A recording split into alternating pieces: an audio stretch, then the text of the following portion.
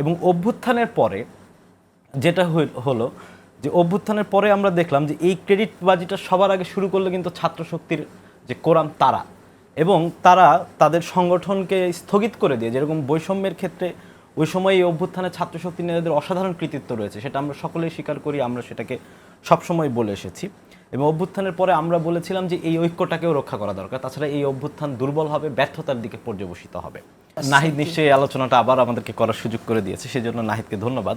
একটা বিষয় খুব গুরুত্বপূর্ণ, যে এই জুলাই অভ্যুত্থানটাকে আমরা দেখেছি যে এটা একটা কোটা সংস্কার আন্দোলন থেকে এটা একটা অভ্যুত্থানে রূপান্তরিত হয়েছে। এবং জুলাইয়ের কোটা সংস্কার সেই আন্দোলনের সকল সংগঠন বা আমরা দেখেছি সমস্ত ছাত্র সংগঠনের নেতাকর্মীরা বিভিন্নভাবে সেখানে ছিলেন, এবং সরকারের ব্যাপক নিপীড়ন নির্যাতনের মধ্য দিয়েই এই আন্দোলন একটা অভ্যুত্থানে রূপান্তরিত হয়েছে।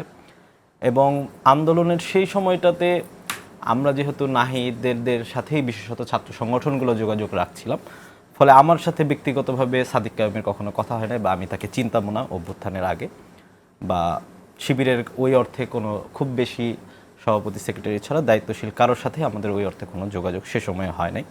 ফলে ওই সময়ে শিবিরের ভূমিকা কি সেটা শিবিরের নেতৃবৃন্দ এবং তাদের সাথে যারা যুক্ত হয়েছে তারা ভালো বলতে পারবেন। কিন্তু একটা বিষয় আমার কাছে খুব গুরুত্বপূর্ণ, যেটা আজকে নাহিদ এসে বলতেছেন, যে রাজনীতিতে একটা খুব কমন স্ট্র্যাটেজি থাকে। কমন স্ট্র্যাটেজিটা কি, যে এই মুহূর্তে আমার মিত্রটা কে, আমরা তখন আমার শত্রুর বিরুদ্ধে ওই মুহূর্তে ওই মিত্রটাকে কাছে নিয়ে বাকিদেরকে ফাইট করতে থাকি। এবং জুলাইয়ের ক্রেডিট নিয়ে কিন্তু এই ধরনের একটা গেমের মধ্যে নাহিদরা বা বৈষম্য বিরোধী ছাত্র আন্দোলন শিবির যৌথভাবে ছিল।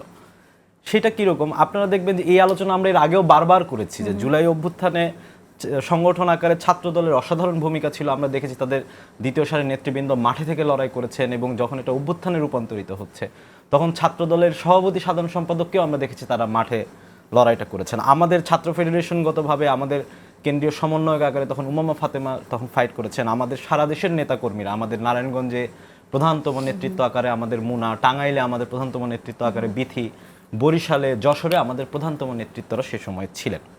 এবং অভ্যুত্থানের পরে যেটা হলো যে অভ্যুত্থানের পরে আমরা দেখলাম যে এই ক্রেডিটবাজিটা সবার আগে শুরু করলো কিন্তু ছাত্র শক্তির যে কোরাম তারা, এবং তারা তাদের সংগঠনকে স্থগিত করে দিয়ে, যেরকম বৈষম্যের ক্ষেত্রে ওই সময় এই অভ্যুত্থানে ছাত্র শক্তি নেতাদের অসাধারণ কৃতিত্ব রয়েছে, সেটা আমরা সকলেই স্বীকার করি, আমরা সেটাকে সবসময় বলে এসেছি। এবং অভ্যুত্থানের পরে আমরা বলেছিলাম যে এই ঐক্যটাকেও রক্ষা করা দরকার, তাছাড়া এই অভ্যুত্থান দুর্বল হবে, ব্যর্থতার দিকে পর্যবসিত হবে। তো যে কথাটা বলছিলাম, যে ওই সময়টাতে ছাত্র শিবির যেহেতু এর আগে গুপ্তভাবে কাজ করেছে, এবং দীর্ঘ সময় পর্যন্ত আমরা ছাত্র শিবিরের নেতৃত্ব কেউ চিনি না, এবং আমি নিশ্চিত যে রিফাতও যেটা বললেন যে উনিও চিনতেন না, বা জেলা পর্যায়ে যারা আছেন তাদেরকেও আমরা চিনি না।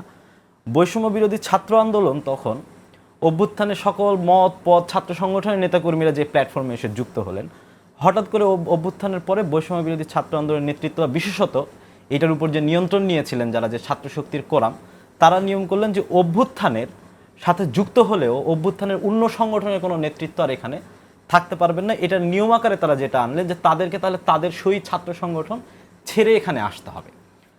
এবং আমরা দেখলাম যে যেহেতু বেশিরভাগ ছাত্র সংগঠনের নেতাকর্মীরাই, বিশেষত আমরা যারা দীর্ঘ ফ্যাসিবাদের বিরুদ্ধে লড়াই করেছি, আমাদের নেতাকর্মীরা এটাতে আগ্রহী ছিলেন না। ফলে এই যে একটা সিস্টেমেটিকভাবে তারা বৈষম্য বিরোধী ছাত্র আন্দোলন থেকে জুলাই অভ্যুত্থানের অন্যান্য ছাত্র সংগঠনের নেতাকর্মীরা যারা জীবনের ঝুঁকি নিয়ে লড়াই করেছেন তাদেরকে সেখান থেকে বের করে দিলেন। এবং এই ক্ষেত্রে কিন্তু শিবির এবং বৈষম্য বিরোধী ছাত্র আন্দোলনের একটা অসাধারণ ঐক্য ছিল।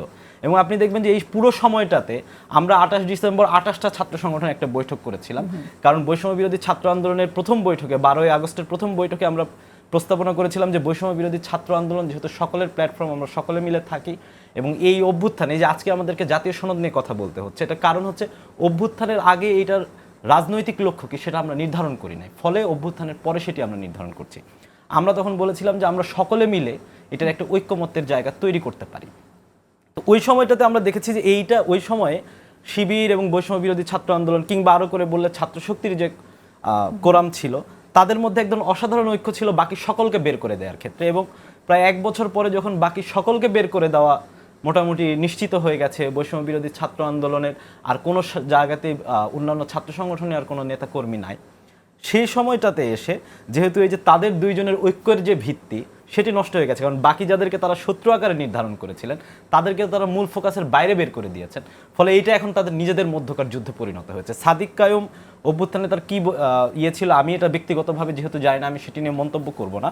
কিন্তু এই আলাপ আলোচনাগুলো তো দীর্ঘ সময় ধরেই হচ্ছিল, মানে শিবির এখানে বলছে এই অভ্যুত্থানে তার অসাধারণ কৃতিত্ব আছে, আমরা সেটা খুব বেশি চোখে দেখি নাই। আবার সাদিক কায়ুমকে মাস্টার মাইন্ড আকারে উপস্থাপন করা হচ্ছে, এবং এটি তো আজকে প্রথম বা এর আগের টিভি টক শোতে যে সাদিক কায়ুম যেটাতে বললেন ওইটাই প্রথম না, এর আগেও আমরা দেখেছি সামাজিক যোগাযোগ মাধ্যমে এটা একটা আলাপ আলোচনা ছিল। নাহিদ কিন্তু তখনও বলেন নাই, এটা বলেন নাই এই কারণে যে তখন পর্যন্ত বাকি ছাত্র সংগঠনগুলো বরঞ্চ আমরা বারবার বৈষম্য বিরোধী ছাত্র আন্দোলনে সকলের থাকা দরকার এই কথাটা বলছিলাম। এখন যেহেতু এই মুহূর্তটা মানে বাকিরা যেহেতু এখান থেকে চূড়ান্তভাবে তাদেরকে বিচ্ছিন্ন করা গেছে, ফলে এইটা এখন এই দুইজনের মধ্যে লড়াই পরিণত হয়েছে। যে জুলাইয়ের অভ্যুত্থানে যেহেতু শিবির নিজেকে এমনভাবে পোর্ট্রেট করতেছে যে জুলাইয়ের অভ্যুত্থানের প্রধানতম শক্তি সে, নাহিদ, আসিফ, রিফাতরা সহ যারা এই অসাধারণ কৃতিত্বের অধিকারী তাদেরকে তারা একটা পাপেট আকারে উপস্থাপন করছেন।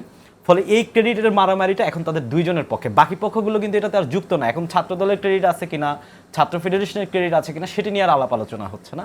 ফলে বাকি যাদেরকে তারা শত্রু নির্ধারণ করেছিলেন তাদেরকে যেহেতু সাইড করে ফেলা গেছে, ফলে এখন তারা নিজেদের মধ্যে লড়াইটা করছে।